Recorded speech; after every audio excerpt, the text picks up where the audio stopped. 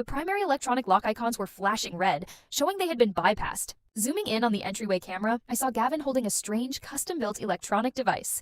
He was running it over the keypad, forcing the system to cycle through codes. I had forgotten that despite his lazy, useless attitude, my brother was a mechanical prodigy when it came to locks and circuits. I took a deep breath, my fingers flying across the auxiliary control panel. I'd engineered this system to handle any threat, including an inside betrayal. I initiated the secondary lockdown protocol. I wiped the digital keypad memory and engaged the heavy steel physical deadbolts. Authorization required, iris scan, palm print, 36-digit dynamic physical key.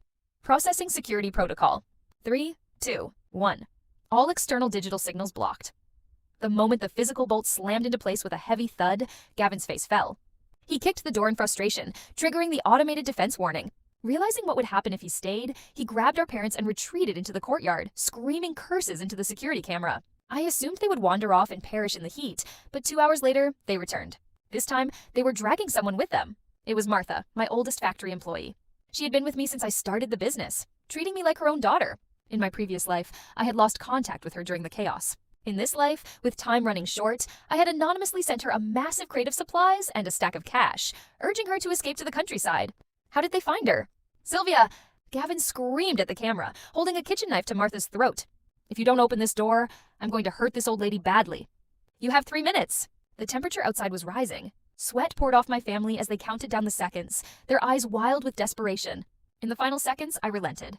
I put on my tactical body armor, gripped my rifle, and opened the inner security gate. Let Martha go and you can step inside, I announced through the speaker. But I underestimated their cruelty. The moment the cool air of the vestibule hit their skin, Gavin kicked Martha hard in the stomach, sending her sprawling. Before I could catch her, the 3 of them rushed past us into the primary safe room and slammed the door, locking it from the inside. I didn't panic. I simply smiled, helped Martha up, and led her into the secondary shelter next door. Fortunately, I had designed the factory with a dual-zone layout. By locking themselves in the primary room, they had only cut off a tiny fraction of the facility, leaving the storage vaults and greenhouses entirely under my control. But as the minutes ticked by, the air in my secondary room began to warm up.